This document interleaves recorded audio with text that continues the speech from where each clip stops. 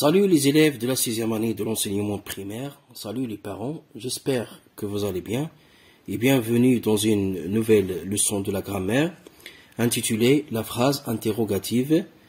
Le livre qu'on va voir aujourd'hui c'est Mes apprentissages en français, la page 62 et 63. On va commencer comme d'habitude par un petit rappel de la leçon.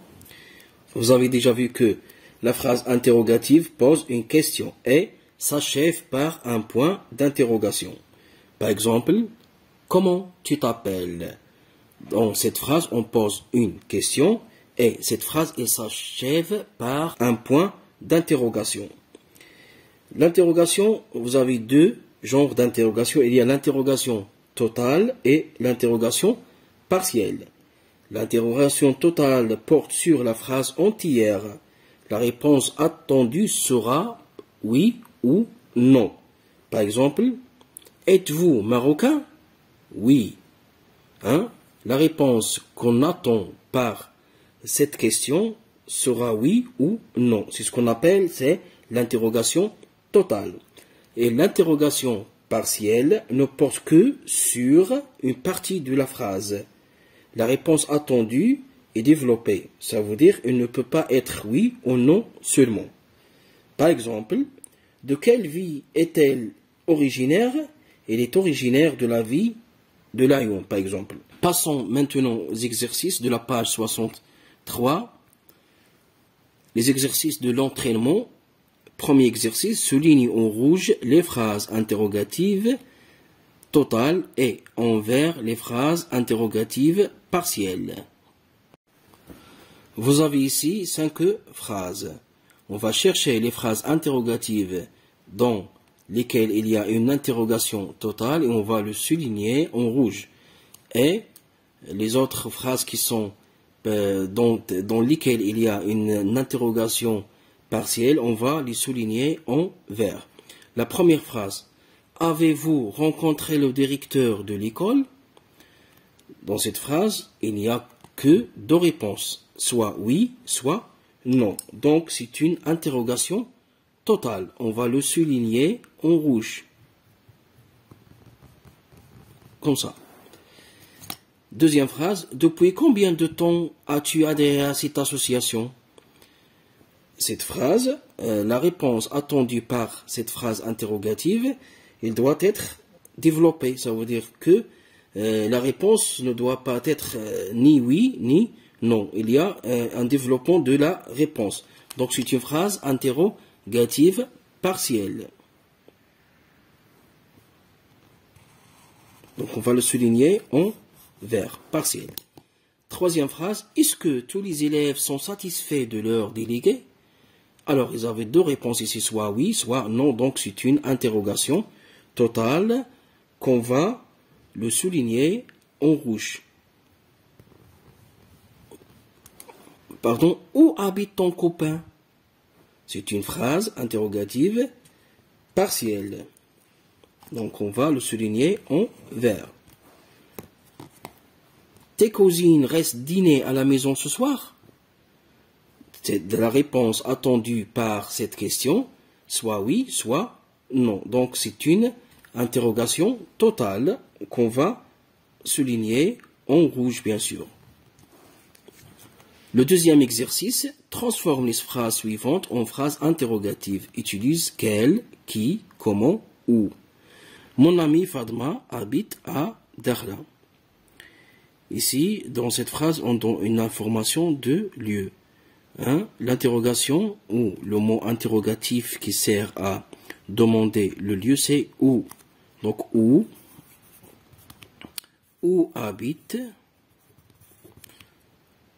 Fadma? Où habite Fadma? Où habite Fadma? La vie est devenue propre. Comment est devenue la vie? Comment est devenue la ville? L'association Mohamed VI organise une campagne de dépistage du diabète. Alors, Quelle association, on va bien sûr utiliser quelle association organise une campagne de dépistage du diabète. Voilà. Quelle association organise une campagne de dépistage du diabète? La dernière phrase, ma sœur s'occupe de l'achat des vêtements pour les démunis.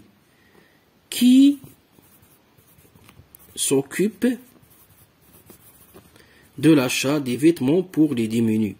Qui s'occupe de l'achat des vêtements pour les démunis? Bien sûr que c'est ma sœur qui s'occupe de l'achat. Voilà. Pour les exercices de l'évaluation, vous avez 3 exercices. Réécris la phrase interrogative en changeant à chaque fois l'interrogation. Exemple, penses-tu voyager pendant tes vacances? Ici, nous avons une interrogation totale. Où penses-tu voyager pendant tes vacances? Une interrogation partielle. Ça veut dire que on va changer le type de l'interrogation. S'il y a l'interrogation totale, on va le changer à l'interrogation partielle et le contraire. Aimes-tu boire du jus de fruits?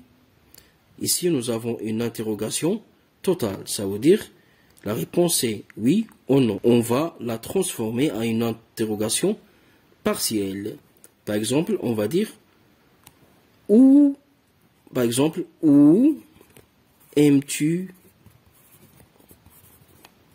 boire du jus de fruits?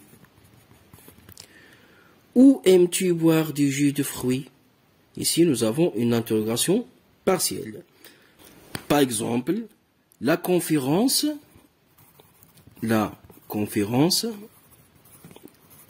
commence à 9 heures. Par exemple, à 9 heures. La conférence commence à 9 heures. Ici, c'est une interrogation totale. Ça veut dire la réponse il doit être oui ou non. Deuxième exercice, dans une phrase interrogative partielle et une phrase interrogative totale. Donc, c'est à vous de chercher et de écrire une phrase interrogative dans laquelle il y a une interrogation partielle et une autre phrase dans laquelle il y a une interrogation totale. C'est très simple. Par exemple, pour l'interrogation partielle, par exemple, où habites-tu? Où habites-tu? L'interrogation, pour l'interrogation totale, on peut dire par exemple,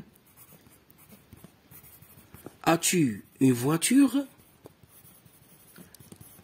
As-tu une voiture? La réponse, c'est oui ou non. C'est une interrogation totale.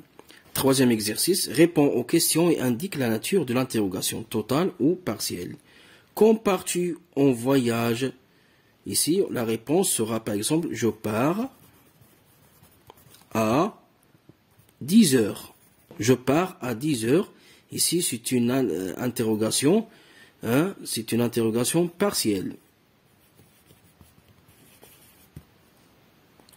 Tu as participé à cette campagne de vaccination? La réponse, par exemple, c'est oui. Vous pouvez écrire non. Et c'est une interrogation totale. Comment est devenu votre quartier? Il est devenu, par exemple, propre. Il est devenu propre. C'est une interrogation partielle. Et voilà, notre séance touche à sa fin.